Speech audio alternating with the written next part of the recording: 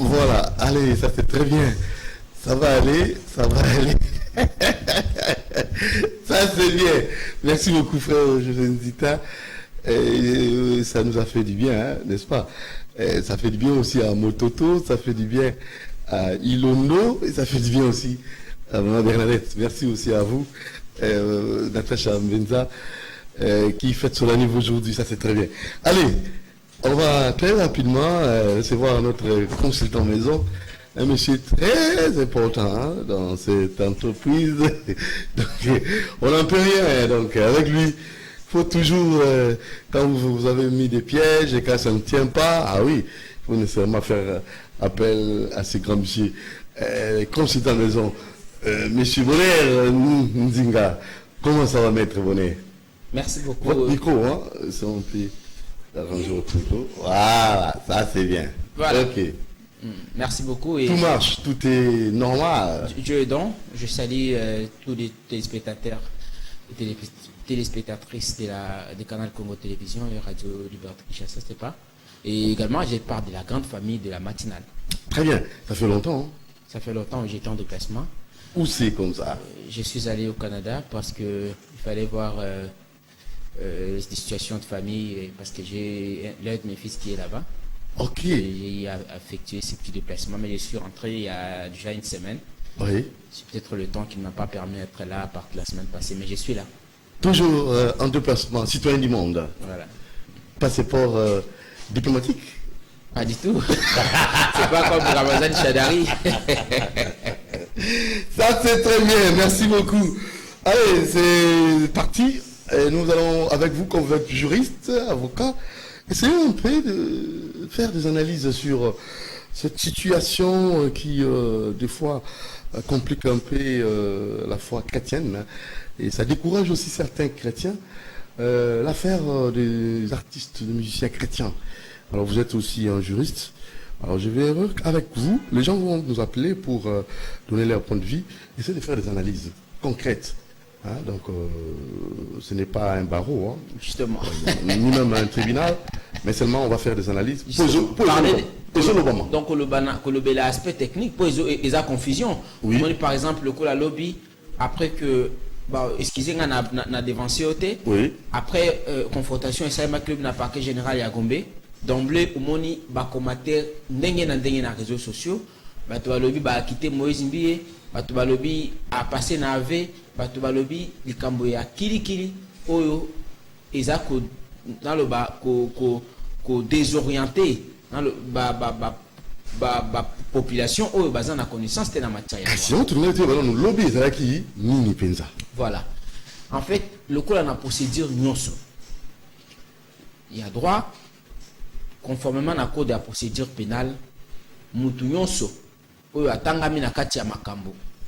Oto bengi na le poto infraction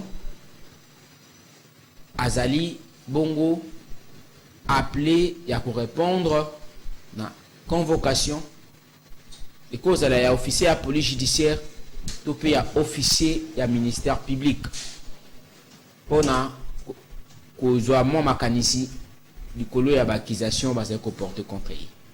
Mais le kola boyebi Moïse Mbié azali bongo accusé na mademoiselle Eliane que alongola qui ezemi pe a viola qui étant azala qui mineur pour un chef il y a prévention ana il y a avortement criminel pe infraction mususu il y a viol sur mineur sous réserve il y a connaissance il y a dossier. Il fallait pas auditionner. Attention. Voilà, tout ça, niveau à parquet, tu vas sambi te. Et on va bien audition. Donc, simple audition. Simple audition. Donc, Bayo Kabango, de part et d'autre. Le coup, là, il faut que ça la distinction de deux motifs, parce que c'est très capital sur le plan pédagogique. Dans droit, tout ça, on a deux phases de la procédure. Ok. Tout ça, on a phase pré-juridictionnelle, tout préparatoire, dans la phase juridictionnelle, toute phase il y a jugement. C'est-à-dire que tant on va bien de Moïse Mbié na mademoiselle Eliane na nouveau à parquet, magistrat instructeur azali bongo koluka ba élément ya droit oyo ko permettre ye lobby to lobby okuna soki abanzi ete ya solo makambo bazali kolandela bango selon ye na intime conviction na ye ezali bongo établi na droit comme na fait comme à droit nde akozwa oyo babengi requête aux fins de fixation d'audience. On a comme makambo na niveau ya juge compétent ou juge naturel ya ndeko Moïse Mbiye pour asambisa ma conformément à accusation ya mademoiselle Eliane. Alors lobby va confronter bango. Selon avocat va retenir 4 préventions. Donc oui bango. Prévention oyo nga na yebi sous réserve ya wa parce que na yebi que instruction préparatoire parce que bato lobby loba ezali secrète, il faut qu'on précise. Bato ba bango te. Ba yebaka oyo ezali koloba makati te. Tu za kaka banani ba ka inquisitorial. Ezali kaka partie oyo bazali appelé lobby koza partie au procès. Très bien. C'est-à-dire partie prétendument victime na partie oyo to robenga prévenu pour l'instant. Na to benga prévenu, to benga inculpé parce que ça ne veut à parquet. Ndeko Moïse Mbiye pour l'instant. Alors, bazali kofunda ye pona avortement criminel, de quoi en lobaki, pe infraction ya viol sur mineur. OK. Au-delà ba élément dans moment ya instruction, magistrat a estimé que au-delà ya avortement criminel, par exemple ndeko edika bialika kilobi awa, alobi que ba ndeko ne bazali komona na te du fait que selon ndeko edika bia Moïse Mbiye nde a enlevé bandeko wana pona ko naloba ko effacer ba élément ya charge ba élément en charge pour ko peser sérieux. Alors ce qui moment instruction et de continuer magistrat azali bongo libre ya ko continuer ko retenir ba chef ya prévention na mutu oyo azali kolandela ba confronter bango to ko yokoloba ba auditionner bango ba sambité parce que ba samba kaka liboso ya zuzi koko za na niveau ya cour ya tribunal ya paix koko za na niveau ya tribunal ya grande instance koko za na niveau ya cour d'appel koko za na liboso ya cour ya cassation oyo ezali bongo juridiction judiciaire supérieure na mboka na biso. Alors ba bengi ndeko Moïse Mbiye toyoki ete akendaki tongo makasi mpona koevite masse azalaki déjà na kati ya office ya procureur mademoiselle Eliane pe ayekuna ba confronter bango confrontation ni koloba bazali ko établir procès verbal mibale.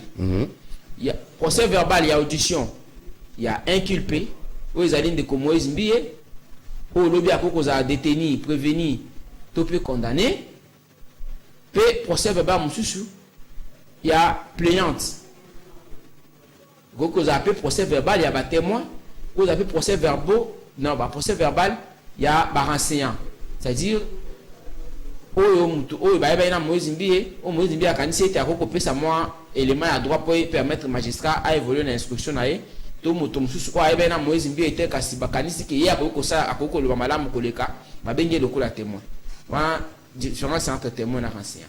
Alors lobi ba entendre ba auditionner bango ba auditionner bango mibale conclusion na ngai na yo tokokoyi bango lelo te tokoyi bango conformément na dossier ce qu'ils allaient fixer.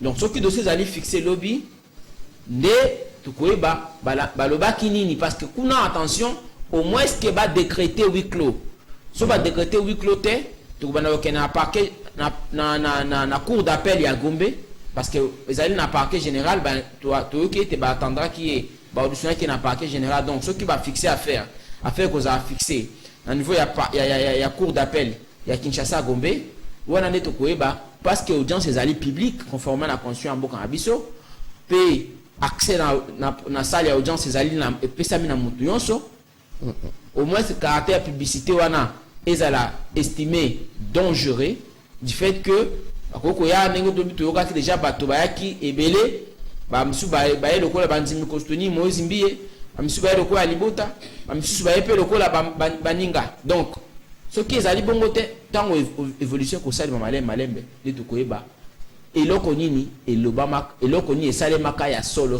mais lobby bazali na besoin ba preuve te non c'est-à-dire que yango na uti koloba te pona ki na réseaux sociaux azangi ba preuve musa yini ba preuve te non c'est-à-dire que yango même raison parce que attention ndeko Doudou Motiri soki Moïse Mbie azongi ndako selon ngai nazo estimer nga na encourager Moïse Mbie te na makambo asali na yebi pe mademoiselle Eliane te parce que na cela na nanu te naza na raison moko ya ko discuter ko luka ko bomba vérité te na makambo atali procédure ndeko Doudou Motiri oui na droit ko bonne ndinga tous en a 3 motifs il y a détention oui parce que vous avez que le makambo atali preuve que kozala indice serré à culpabilité et que kozala fuite ya moto ezali à craindre to pe lisusu identité na ye ezali douteuse pour la raison misatu wana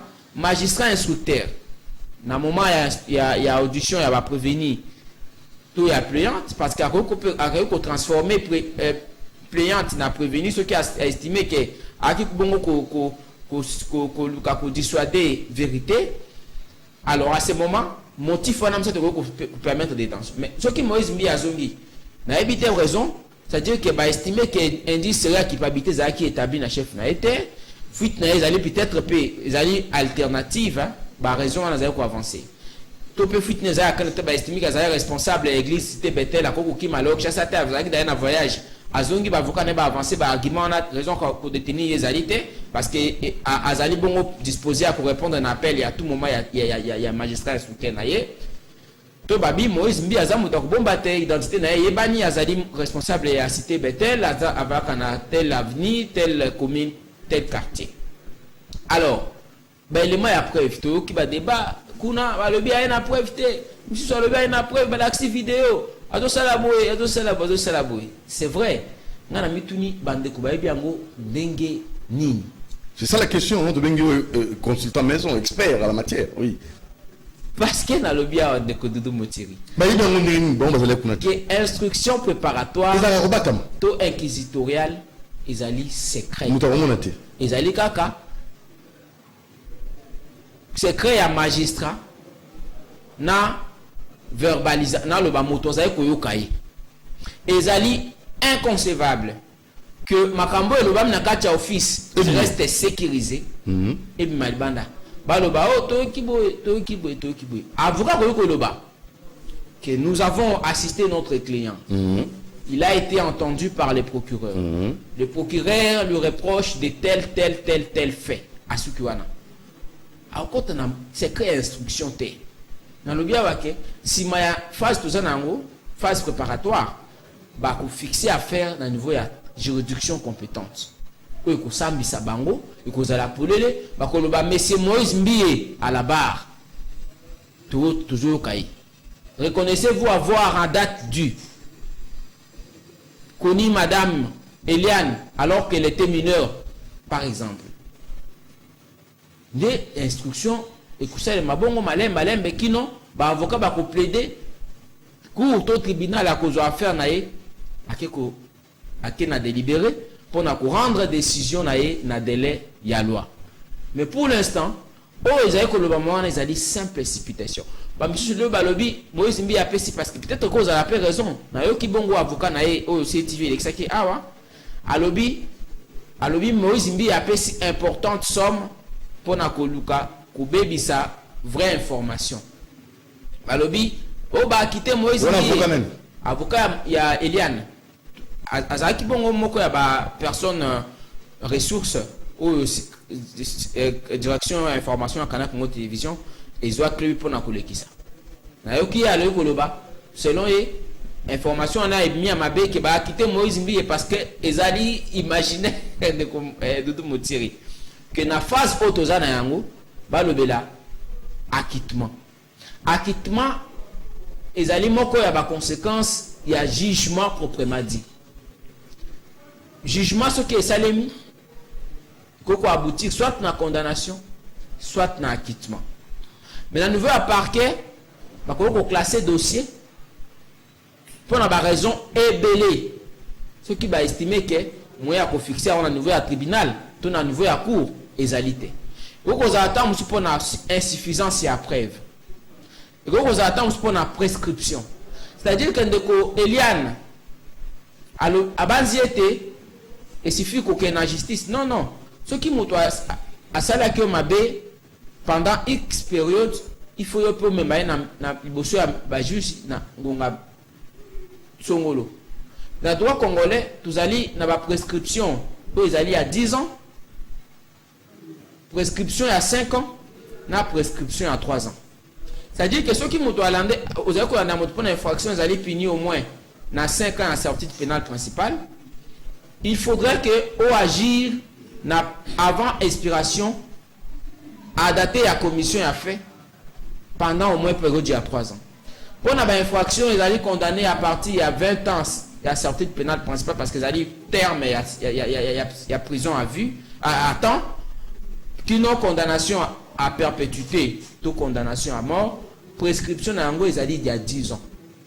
Donc, ils allaient imaginer, le baquet, à Saliboué, à quitter, à Saliboué, Tokoué, Bayango, mingi, soki, affaire, ils allaient fixer. Pour l'instant, nous allons sans précipitation. Encore que de Koudoudou. Dans la matière, il y a droit, balobi, acteur incumbit probation. Non, bah négoce, bah ça li droit, bah même bah na G1, G2 na moni. Et Nicoloba, la preuve incombe à celui qui allègue le fait. Actori incumbit probation. Tokoba. C'est-à-dire que maman Eliane et suffit de comme maman à niveau à l'état. Donc il faut réunir suffisamment d'éléments à preuve. Parce que au fond d'un moutou, ils allaient le comme sous. Mais pour obtenir condamnation à moutou, ils allaient payer le comme sous. Encore que, bien sûr, ils allaient matière pénale, acteur principal et accusation, ils allaient ministère public, c'est vrai. Mais maman Eliane, la victime prétendument, parce que déjà tant qu'on a un parquet, tu dois supposer que le bien pour se constituer partie civile pour obtenir réparation, il y a dommage, intérêt. Ce qui est juge, il y a compétent va estimer que il y a solo fait établi en fait comme un droit. Alors, pour l'instant, il est difficile que maman Eliane a raison, de Combo Zimbi a raison. Pour toujours que infraction, maman Eliane a levé balinga qui a zali mineur, mais oh ma bé juste na yoka qui m'a cassé de ko Doudou Motiri. Oui. Et zali que oui. Ngonga makambo ne tuzayo koyoka. Allez. Oui. Balobi ndeko maman Eliane alobi avocat na alobi ce qui andimaki ko avorter ce qui cliente na Eliane avocat na ngala sidimi oui sous réserve ya makambo ko lo makombo na za kuna tenga za ko ba o ya mibeko alobi mama cliente na andimaki ko avorter pour na ko sauver image ya pasteur na droit et bien maka AV AV ezali source ya preuve par excellence. Pour on na ezali AV na ko ça analyse na le ko lobby nazali tout à fait indépendant. Tango mutu azali lobby andimi na droit tozali na élément clé ezali capacité. Parce que mineur akoko za capable était mineur na droit ba parce que na kati ya ba incapable. Incapable azali mutu ko couper sa consentement na été ezali ko mutu azali liboma ezali lokola mutu oyo a atteindre na no majorité te ko za pe mutu mususu autre ko benga lokola ba personne en troisième âge hein ba supposer un mot soit comme la fou ba perte ta mémoire. Alors il y a le cliente na pardon andima qui ko avorter pour na sauver image à pasteur. Mais andimi ko avorter, ça veut dire qu'azali majeur, ce qui andimi parce que majeur mineur ba ko prétendre na koloba la capacité na été. Mais ce qui andimi, ça veut dire que à contrôler qui mala mo déclaration na été avocat wana avant le baquet à client na andimi. Merci. Donc élément ezali clé pe na kati ya instruction ndenge ezali kosalema bongo nazali avocat ya mutu te na kokota mpe dossier te parce que na prêta serment mpona koloba mpona kodéfendre bacause ezali kaka juste. Merci. Toujours le consultant maison maître Bonheur. Ah, toujours un basco Edika Beya. Tu sais que Edika Beya pas que les cas azali moko azali pe na mon makantina ya ko pesa na kolikete bino pe vous comme na biso ba SMS na numéro azali affiché na écran na bino Edika Beya mbote na. Mbote ndeko dudu. Alors, yo azali nani et na makambo ya Moïse Mbie yo koti kuna ndenge. Bon, nga Moïse Mbie personnellement c'est un pasteur qui gère l'église Cité Bethel. Mais nga da ende kulobana ba fait parce que moi je ne suis pas juriste ni type bonheur. Bon ba juriste ba un peu na ma milai. Alors nous nga za journaliste mais j'ai un fait qui se passe actuellement dans ma famille. Les Camboni les gars la famille na bino ya Moïse Mbie. Les Camboni les gars deux personnes au baza porté disparu. Banani, Jirwa Mwamba, na Edika. Jirwa Mwamba zanani. Jirwa Mwamba, azali noko nanga, aza arrangeur. Il y a monde musique de soso bimalelo yo. Il y a musique chrétienne. L'on nyon sur malamu mezo beta mamikolo, yem tazo bimsango. Edika Beya, aza ancien, Jirwa Mwamba pas azali ancien collaborateur. Il y a monsieur Moïse Mbie, na mitotolo baboye alongwa. Il y a là ceux qui 2 ans déjà tikaye. Edika Beya, il n'est pas un ancien collaborateur. Mais il y a un Edika Beya. Il y a Edika Beya, tout ça, comme il y a Koko Nabiso. Koko Nabiso, comme on a Edika Beya. Il y a un Edika Beya, il y a un collaborateur, il y a pasteur Moïse Mbie. Naï, Nazan Noï Naï. Azan Noko Naï propre. Azan Siko Wapi, Edika Beya. Porté disparu. Pona Ni. Pona Maramou, il y a pasteur Moïse Mbie. Il a sali Ni. Ça, c'est une belle question. Une bonne question plutôt. Qu'est-ce qui s'est passé dans Marambo papa de Montiré? Olanda qui déroulement il y a dossier. Baye Liboso, Babouki, Studio, il y a Jirwa Mwamba. Vous avez la preuve. Ezali, ba preuve, Ezali. La photo, Ezali. Ipekin, de Batinda, je cite. Ipekin, Batidi, Basoda, Ipekin, Baye, Babouki, d'abord Studio. Après, Baké dans la résidence familiale. Ils sont situés dans l'avenue OCPT numéro 15 dans Matina sans fil. Bazui, Batindi, une affaire, il y a 50 militaires, papa, policiers. Escalader mur. Nanda Kunabiso, violer résidence, menacer. Il y a 3 appareils. Pas policiers. Il y a téléphone, ils ont Katanda Kouan. Soit disant, Edika Beya. Mais moi je me dis, ancien collaborateur, il y a ma pasteur Moïse Mbie. Le problème na bango ezandini na katuana. Et puis, dans la police na Rambazolo, babinini, les va présenter Jérémy Kongolo na clé, babi bazo recherché le plus recherché dans ces dossiers, c'est monsieur Edika Beya. Babinini, monsieur Edika Beya ndé mutu azali ko sikma ba téléphone, il y a pasteur yende apandi ba image wala telle façon parce d'abord parce incriminer mutu na bango akene ko funda le oza pasteur Moïse Mbie. Donc la police a confirmé que ba image ezalaki na kati ya téléphone que non a commetté des problèmes makamwana na elian ba femme voilà la première des choses. Deuxièmement, Edika Beya aza soliste na kati ya mouvement ya Moïse Mbie. Mais dis-moi, un soliste, nous avons fait ta guitare. Jamais pour réparer ma téléphone. La police a dit, il y a réparer téléphone. En plus de ça, il y a simbaga téléphone na wapi na concert. Mais quand on a eu un concert, ndeko Edika Beya avec ta guitare. Il y a avec ta guitare. Si on a tenu à signer la pasteur Moïse Mbie. Edika Beya c'est un gars issu dans une famille bien éduqué. C'est un gars où a son éducation à malam à botama bien. Et puis Moïse Mbie après ça va un respect. Mais chose grave, il y a que négocier réduire dans le niveau il y a aussi mais la pasteur Moïse Mbie et téléphone.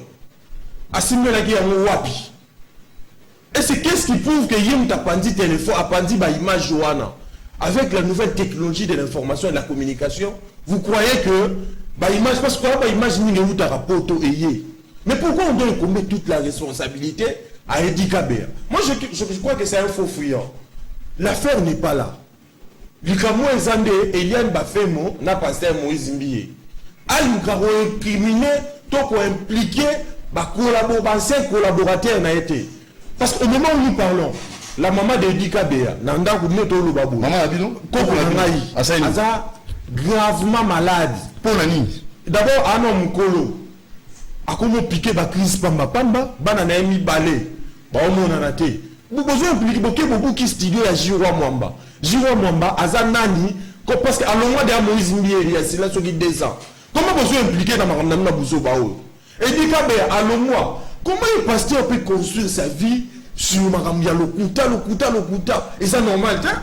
Si vous avez surtout comme la perte ta famille. Parce qu'il y a de ces gens-là qui disent que Nengezawana, et dit qu'à Béana Jirwa Mwamba, Bakimi, to ba bomba dit quelque part. Ceux qui baillent, ils baillent, ça dit. Parce qu'au moment où nous parlons, maman na bango, Aza piété, depuis la police, bah Bouki studio, Bouki, Bakoti dans la résidence, et puis, banana mi balé, bazomona te, bidouye sanga na Congo lelo, au père de banana mi balé, bazomona na te. Parce qu'il y a un Dieu qui s'appelle Moïse Mbiye, Ndemoutou Asali ke bango bamona te. C'est une situation anormale. Il y a toujours déploré situation à Boé. Nakata Mboka ou Fatia Zoloba, le président de la République dit qu'il va redorer les blasons encore ternis de la justice et que Magambo Boé Salama. Mais c'est très grave. C'est très grave alors qu'il y a une justice. Est-ce que dis-moi, les policiers, les catholiques, les civiques, les responsabiliser. Nous savons qu'il faut et il faut ça il faut ça à niveau tribunal. Vous comprenez? Mais pour ces cas, tout le monde a qu'à songo, à Tini Batounaye. Vous avez la preuve qu'il y a maintenant. Quel cas sont à Gérani? Il peut qui nous a qui est là-bas? Qui est là-bas dans ces dossiers? Il y a un déroulement à procès, les gars, comme on a une général Kassongo. Bazotoune, ceux qui disent qu'il y a aucun abetel, il y a le bien aucun abetel, parce que ça m'a remonté et ça m'a. Mais Yemoko, c'est la première personne, il y a aussi la biso soda. On dirait pas tout le monde, on dirait pas ça va criminel, alors que ce sont des chrétiens. Oh, Baba Ranzambe.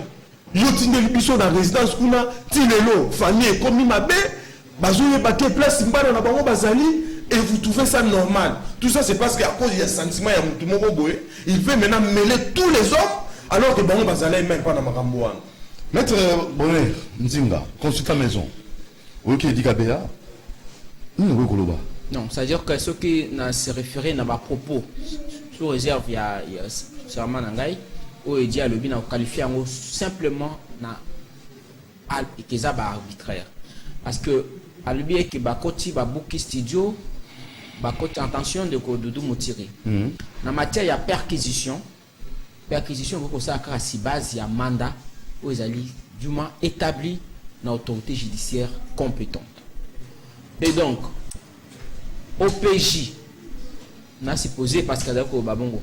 OPJ, où il y a Pékin, semble-t-il, parce qu'il y a un dossier, où a mandaté les policiers, qui ont panza, qui ont estorqué, c'est-à-dire qu'ils allaient arbitraire, simplement. Encore qu'il y a un dossier de Kodoudou, que semble que madame Eliane, mademoiselle Eliane, a promis qui déjà qui a divulgué la photo, la image et a passé en billet. Donc on la défi. Mais au-delà de l'aspect, parce que déjà ceux qui m'ont le bien, on suppose que il y a la base de la publication de la vidéo. Donc, autant à Bango, Bazali, pas présumé innocent. Encore que Bako présenté Bango le coup la civique. Oui, violation et à droit dans le cannabis est commis normal. Criminel, c'est ça. Criminel, Ezali tout à fait inconcevable que va présenter citoyen congolais ou Azali que jouir n'a pas droit na le coup là présumé innocent va présenter d'office le coup là incivique. Ezali normalité. Le coup là est dit que ba utiko parce que ça kanga na place na bango et le ko ba osala sikoyo ko porter plainte. Chose faite. Pour porter plainte, c'est certainement le quoi lobby. Tu vas fundi à solo, bakozwa lumière sur dossier wana parce que mota ko nga dignité na ezala mise en jeu le quoi tu koloba awa ba présenter ba le quoi ba civique ba ya ko luka acteur principal mais le quoi alobi awa ba déjà et fait pour ba policier wana ya koya na ndako ko panza ko sa nyonso basali sans mandat à perquisition ezali violation manifeste ya droit. Donc il faudrait que va poursuivre bango pour la violation à domicile, pour la extorsion parce qu'il y a bloc na bango, va poursuivre bango pour la infraction par exemple à coup de blessure volontaire, to on se magistrat qui estime que c'est nécessaire pour établir un chef na bango parce que c'est normal c'est que na en plein 21e siècle va continuer ku kangabatu na condition arbitraire encore que perquisition de kodoudou quand la procédure pénale indique ce que ko sala ngo pa na ngai au moins que na boya ko assister na perquisition wana oui normalement na mandat na yo présenter au côté lobi na za service XY tala mandat na ngai perquisition na yepo na ko sala musala boy ngai na ko ce qui na boy ko zala ko assister na perquisition wana au établi procès verbal ou est constaté que na boya solo ko assister mais ko ya ko kota ndako nini perquisition de signé pas perquisition y était manalo que no baya ko perquisitionner ndak basali ya ngote balaxi solo te bayeka ka escalader mur ba koti na kati ya résidence ba koti na kati ya lupango ba koti ba bandi ba menace même pas la biso mandat que likambo yo to yeboye eza batindi biso e pas ndeko kasongo basali yango te papa alors kasongo n'allait pour rien non n'allait pour rien pourquoi yam tatindi bango il fallait créer atindi après cette mandat à perquisition yep kasongo ko sala yango te na niveau na parce que to dit que ce que ça parquet justement non affaire même bandi na parquet te likambo biso ndeto memi yango na parquet ah bien nous on a parquet mais affaire babani to bani non ba policier ya IP kin nde ba ye avant parquet ba saisir même pas parquet pour ba sala loko voilà ya on a ko loba ba ye ba perquisitionner ndaku ba sala biso ba menace moko grave terrible na kati ndako et puis à cause de ça ma grand-mère nenga zaona a comme ça raisonner loko na il faut appliquer crise d'accord kufa mais ça n'était bien que c'est normal que tu vas kufi maman leki dans la iskola ma sango azana suka raisonner loko wana il faut appliquer crise ba komi o ya landi edikabeya na mama leki na koko na ngai baza bien te vraiment le nom soki ke ba kufi dis-moi Moïse Mie na ndeko kasongo ba oyela biso koko mususu oza na affection na biso makasi ba présenter les biso c'est pas normal Doudou mais yo ça état de droit c'est pas normal maman salami oyo na maman Moïse Mie oh je ne n'ai évité. Qui est derrière cette affaire? Il y a Moïse Mbio. Qui est derrière cette affaire? Oh, vous avez criminel Batunion. Parce que Moïse Mbio, c'est un individu comme tout le monde. Azana Pemba, oh, Yazanango. Oh, Nanazanango, oh, Ndeko. Bonheur Azanango, ça peut me Panzame. Comment il peut mettre en mal toute une famille? Alors qu'ils ce sont des innocents. Et ça, normal, t'es Nego Doudou. Les Kambu, oh, Yotozo, Kenango, Tina Souka. Toyeba. Parce qu'il y a Azolo Bakeno, Ndeko Edika Beya. Alors qu'il y a certaines personnes. On va s'y mélanger le téléphone à quatre églises. Et puis non seulement ça, image wana au baolo bagay, ne ko idika benda a pandi image wana. Nous, on a suivi de près, moi, surtout moi, j'ai suivi de près ces feuilletons à Eliane Bafé Mona pasteur Moïse Mbi. Il y a eu un garçon qui était ici, c'est l'ancien fiancé. Il y a Eliane, assemblée en église wana cité Bethel. Comme on est chrétien. Il y a nous abani pour menacer. Ceux qui ex-fiancés que yo ozolo ba te refunda pasteur oza ba preuve c'est là biso peut avoir preuve to remona après déclaration na ye ndi ba yo boaka ba image na nini na Facebook na ba internet mais maintenant comment expliquer ba muntu ba banda ki na ko tumbola mona mwasi wana Eliane ba ya ngoti ça Jérémie ba ya ngota ndeko edika beya ba ya ngota Jiro Mwamba est-ce que c'est normal Ndeko Doudou et c'est normal et puis et nous, on a un pasteur a construit un mensonge à niveau. Quel mensonge, mon cher? Papa, et dit Kabea, je dis ça, je pèse bien mes mots. Tout ce qui s'est passé autour de mes oncles, je crois que c'est du mensonge cousu du fil blanc. Je vous dis, Ndeko Doudou. Parce que, Et loko abanuna ngoko c'est la makambo nini ba kendaki concert na Gabon. Concert wana ya Gabon alongoli bango parce que ba bundela ki mbongo kuna na concert à Gabon. Edi Kabea c'est du soko moni mutu wana c'est un gars d'abord qui se respecte. Ba biloko wana ya bundana atikala kosala yango te alobaka même pas aloba mingi. Edi Kabea awa parce que muzimbi so kaza aotala ngai aomona ngai bien. Nazo so vérité Edi Kabea yo tikala olomule Edi Kabea te Edi Kabea alongwa yemoko amoni ke marche ya orchestre so ke de bien te azomona ke makambo so ke de bien te en tant que chrétien il s'est retiré ye wana bango mo bayebi il s'est retiré de son propre gré na totambola na ye azani tili passa na ngai partout ya zala to zala si affection familiale azani moko na ngai propre je te dis Doudou azani moko na ngai nous on peut pas perdre un oncle comme ça Karaboye non nazana affection na ye totambola na ye partout s'il y avait des images concernant le pasteur Moïse Mie, concernant Eliane, mon oncle allait me dire, parce que ça a la vérité, parce qu'il m'a téléphone, il a image en se retirant de son propre gré. Mais le pasteur Moïse, et ça lui trouve qu'il n'a pas une année. Alors moi, on a déjà. Mais le pasteur Moïse Mie, à l'obinini, ceux qui battent le mois, ils ont allié à l'obon, ils vont penser que la Kenda Bounana Gabon. Et ça, l'okuta, c'est faux. Comment le pasteur peut se permettre de dire n'importe quoi na bandibinae par malokuta est-ce que c'est normal et puis à part Guana Negodoudou parce que filer biso partout na lupango biso to luka bandeko na biso bazo mona na te mais bino bozo ko sa biso na ko filaka biso ko ya côté la biso na bandako mon moi ça biso ke bo et place bazake c'est ça partout là où on est na ça na uti na oloba tant biso na binia ba enlever ngai ba enlever ngai ba ke na ngai parce qu'il y a un Dieu qui s'appelle Moïse Mbie, Azana via dans ma boko, il y a un moutou à l'Evarabat. Est-ce que c'est normal de Goudou? Est-ce qu'il y a un ça Ramon? Papa, et ça on peut vivre et on peut moni. C'est ce qu'on a vécu. Il y a moi un oloba, il y a comme ça Maramona, c'est ce qu'il a fait. Parce que s'il était réellement un chrétien, il est chrétien, non? Il est un pasteur qui prie pour les comptes à battre l'église. Mais dis-moi, sur le moni, celui qui est non, Aza innocent à faire. En tant que chrétien, qu'est-ce qu'il devait faire? Fallait fou comment? Mais moi je suis ton serviteur, je te crains. Namagambo ceux qui n'ont fautif. Mais ceux qui n'ont fautif, attaqué Batouana. Mais lui n'a pas fait ça. Lui a misé sur ses relations. Parce qu'il a une relation avec Pékin, il a une relation avec Wapi, il a une relation avec Wapi. Pour la monde, ça une famille, il y a Batou. Famille, il y a chrétien. Alors, au finish, Bisso.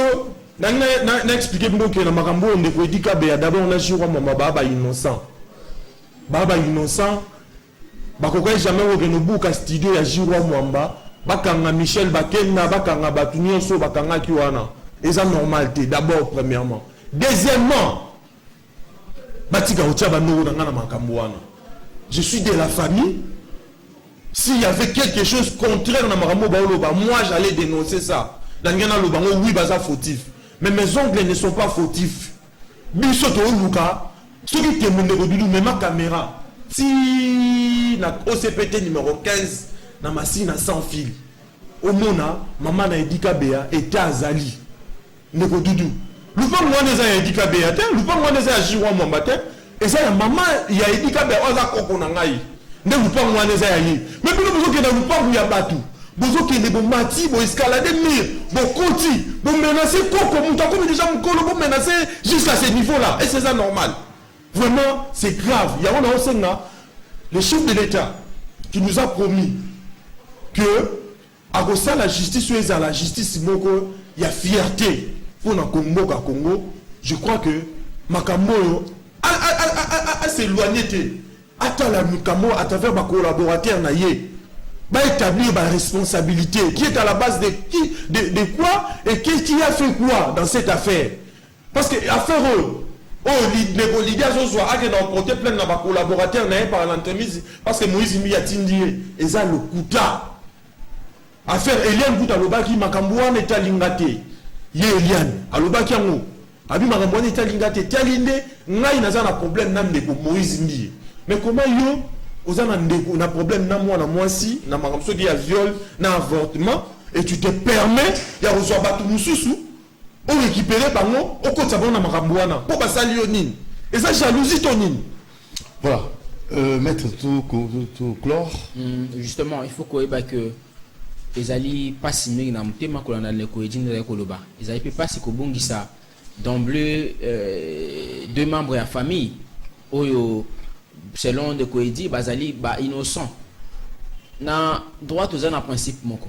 Ba le baka nul ne peut se prévaloir de sa propre turpitude.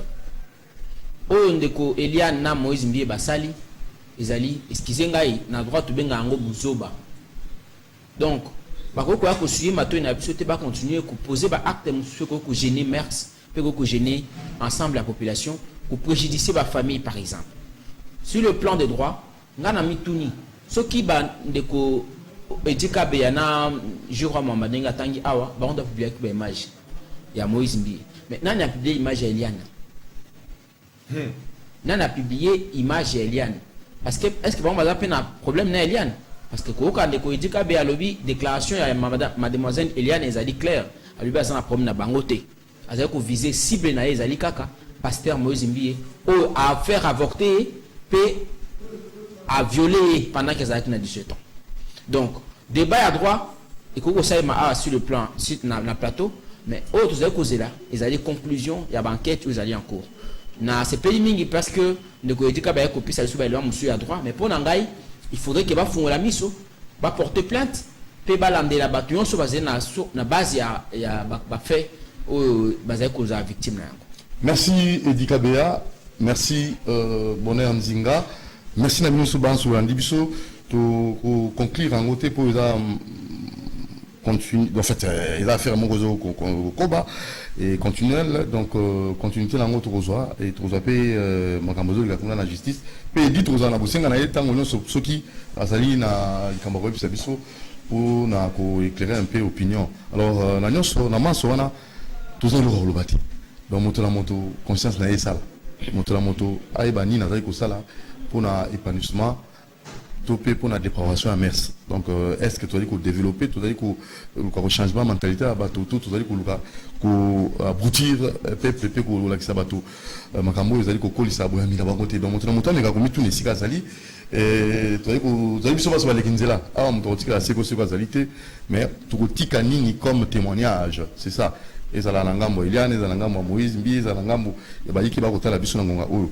Merci na bino bolandi biso, merci na Mototo, merci na ndeko na biso Ilondo Tani et topesi bino merci na maman na biso Bernard Det kwa zala biso na Bokebi na bondi bon Eric Nkedi et na Natacha Mbenzul. Botika malamu juste après moi Pib et na 9h30 kiosque Serge Kabonga Royambalelo, Joël Kadé, Pigera na Yves Bouya. Allez, comptez-vous bien, Doudou Mon TV, abonnez-vous massivement. Ciao.